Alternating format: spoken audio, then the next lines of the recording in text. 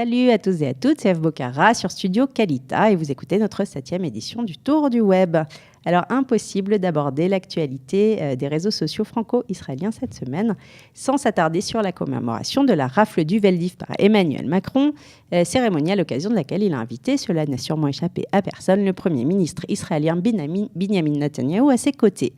Cher Bibi, lui a-t-il même administré, renforçant cet accueil chaleureux par un hug, un serrage de bras franc, avec la claquage de main dans le dos fort en termes d'image, histoire de ne laisser aucun doute sur la chaleur des relations entre les deux hommes. On écoute Emmanuel Macron. Monsieur le Premier ministre d'Israël, cher Bibi, merci pour ce mot. Voilà, vous avez entendu cette voix, un brin ému. Et nous allons vous révéler un secret. En fait, Bibi, c'est le surnom donné par Emmanuel Macron à sa femme Brigitte. Si, c'est vrai. Et cela explique son œil amoureux à Binyamin Netanyahou. Mais ce n'est pas le sujet. Voilà, cette chaleur affichée, ainsi que, bien sûr, le discours sans ambiguïté du président français sur la responsabilité de la France dans la rafle du Veldiv, ainsi que sa condamnation de l'antisionisme, qu'il qualifie de forme réinventée de l'antisémitisme. Tout ce discours a évidemment ravi et rassuré ceux qui avaient gardé en tête ce même hug entre Emmanuel Macron et Mahmoud Abbas.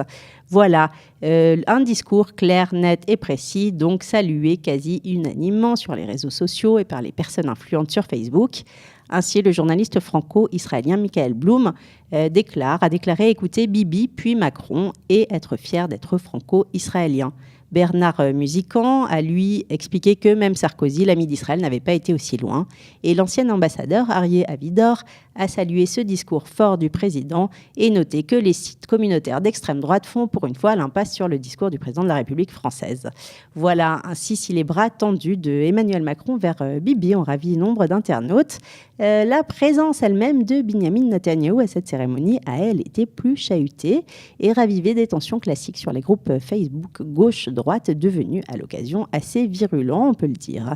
Voilà, donc outre la colère de plusieurs associations de gauche, selon lesquelles ce 16 juillet devait envoyer un message de paix, et Binyamin Netanyahou n'était pas l'homme de ce message, ça c'est le Parti communiste français. Charles Anderlin, lui, a trouvé que le fait que Bibi soit invité à la cérémonie brouillait les choses.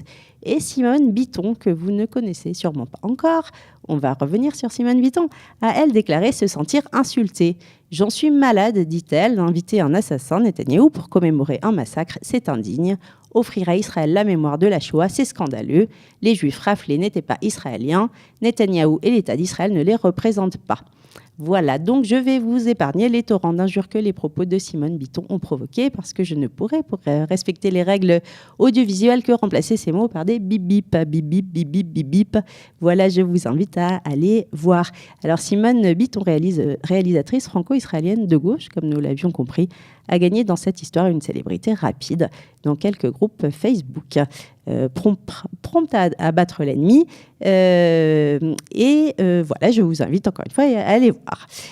Pour finir sur une note plus joyeuse, tous les Olim français, je pense, se joindront à moi pour féliciter Meyer Habib, qui a enfin, après des mois, que dis-je, des années de promesses, obtenu la validité du permis de conduire français pour les Olim en Israël.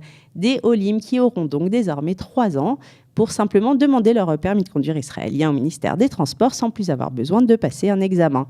Et comme nous sommes cléments ce matin, on ne demandera pas comment les foules qui se réjouissent de cette nouvelle faisaient en attendant le miracle obtenu par Meyer Habib. Se promenait-elle en vélo électrique ? Bonne semaine et à la semaine prochaine. Au revoir.